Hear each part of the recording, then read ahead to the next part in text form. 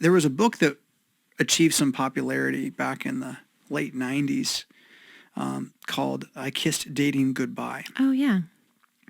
And you can read that book and you can find all sorts of theological errors. If you want to be a Lutheran about it, go ahead. You can critique it, write an essay about how it's wrong, about justification, and lots of other things. The real premise of the book, however, is that dating's broken and we need to do something different. So I'm going to try not dating. I'm going to try something else. I don't know what it is. I'll call it courting for fun. But, what is courting? I don't know. You can do some research on the history of courting in America and call that courting if you want. The point to me was not even, I'm going to go back to the 1890s and do it that way. The point was, I'm not going to do what everyone else is doing. Okay. I'm just not going to do it because it obviously is dysfunctional and destructive to most people. Now, there's some people who find out and they end up with great marriages out of it. God be praised. He works through the darkness. But for most people, it ends up being a path of tears, confusion, and, divorce is really where the majority end up at this point. So to me, that idea of kissing dating goodbye is about recognizing that whatever the world is saying, it doesn't matter. Shut the world up and start asking the scriptures what truth is. Now, when you go to the scriptures and look for advice on dating, you're not going to find a lot of it. You will find advice to young men to believe they are strong and that they've overcome the evil one. Right? You will find advice to young widows that they should get married and have kids because it's a good thing. You'll have advice about how to decide whether or not you want to get married at all or whether you want to commit your life to just being single in the name of Jesus and that's okay too. You find a lot of different stuff in there, but what you don't find is like, well, fathers, here's how to have your son find his bride. I mean, you can send him to your cousin in some other land and hope that, he finds her by a well or send your servant to do it or whatever. Like, that's not the advice that the Bible's really giving there. So you're left a little bit more just to the path of wisdom on this, which when I say that, I mean, you can't have a bullet point prescription because it will fail you in some moments. It will tell you to do the wrong thing. Wisdom recognizes that sometimes you have to turn right and sometimes you have to turn left depending upon where you are on the map. And so you can't just be like, well, right-hand turns are always better.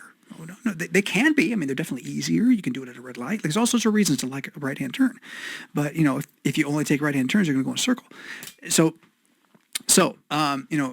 what is the real replacement that we're trying to get to? And that's the foundational question. So one of the issues with dating is the very concept of dating is that it's a pastime that is for fun and it's largely based upon attraction. Just that alone fundamentally means, yes, don't need that. Don't need any of that.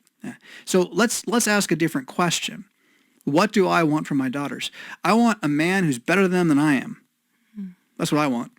I want a man who loves Jesus and is better to them than I am. That's what I want. I want them to find that.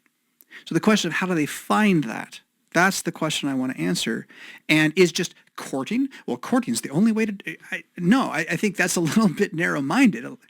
But what is clear is that the family must become more of a hedge around the individual, male or female, but female especially, more of a hedge around the individual so that nobody is left alone to try to determine the character of another person who they also happen to be sexually pulled to at the moment. That's kind of impossible, really, right? In fact, some of the pull might be the worst family patterns that you have to pass on, and that's the very reason you like the person. And you can even find that if you'll slow down enough to ask yourself about the guilt trips or whatever else you're doing to try to get them to like you. You're already working the patterns. And so the family as a hedge, together, openly, talking, there's no sort of like hierarchical dictates going on.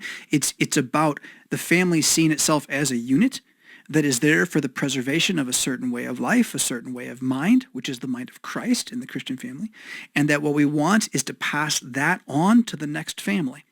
All we're doing is, as a family, wanting to get to know the person as a family because we're going to be a family. Right. Right? Or are you just leaving?